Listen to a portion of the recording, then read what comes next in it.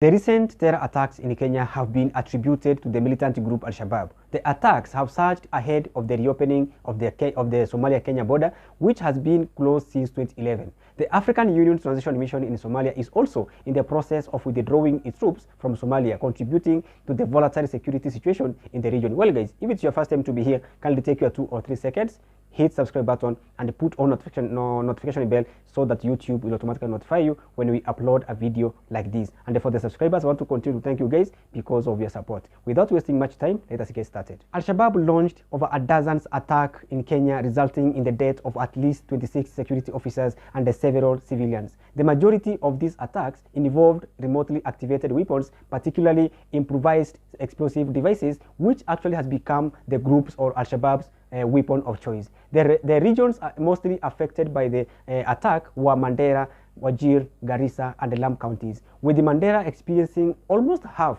of the recorded political violence involving Al-Shabaab. The attacks have targeted security forces, but have also been instances of violence directed at civilians, leading to the deaths and injuries.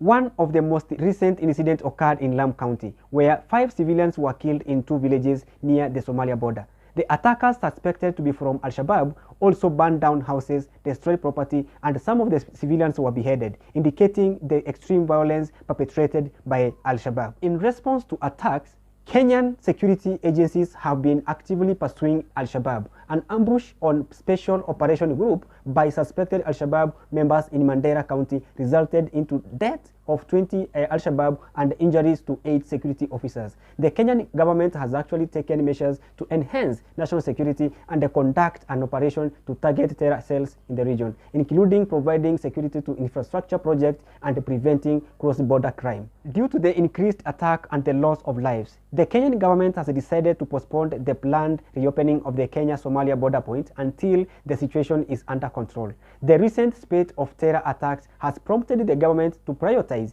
dealing with the security challenges before proceeding with the border reopening plan. Gumzo ya kufungua mipaka yetu pande ya Mandera, pande ya hapa Liboi, pande ya Kiunga na sehemu zingine za mipakani.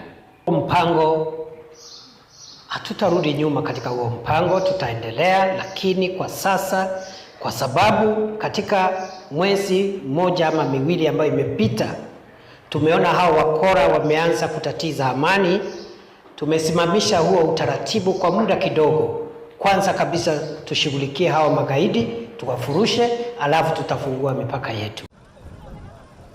These buses in Mandera County are heading to Nairobi. First stop is at a police station where they have to be escorted by armed police through dangerous spots along the road. The Kenyan government has blamed fighters from the armed group Al-Shabaab based in Somalia for launching attacks here. They ambush and plant improvised bombs. Their targets are security forces and civilians. Boaz Butasi says he's not traveling by road anymore. It's far too dangerous and he cannot afford an air ticket. You never know kama utafika. As you are in between death and life. Ni kama sasa, this is not our country. Many other passengers here feel the same way. The government is doing what it can. We cannot fault security forces, but they need to do more.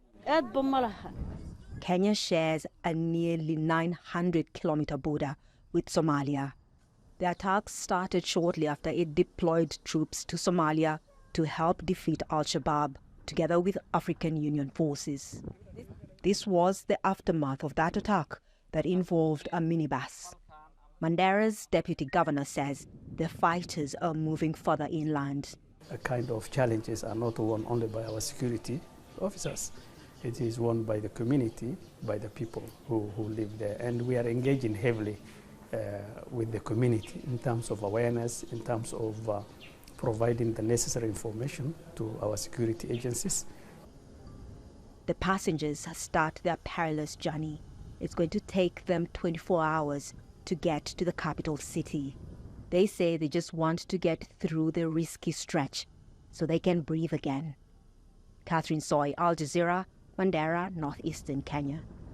As we conclude, guys, The recent terror attacks in Kenya have been carried out by Al-Shabaab militants, and they have resulted into significant casualties among security forces and civilians. The attacks have actually intensified in regions close to the Somalia Kenya border, and the Kenyan security agencies are actively responding to the threat.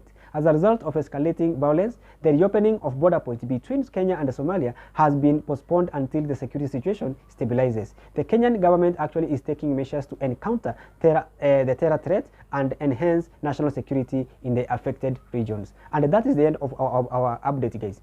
As usual, let us meet at the comment section. And for those of you who have not subscribed, kindly take your 2 or 3 seconds, hit subscribe button and put on notification bell so that YouTube will automatically notify you. Until next video, bye for now.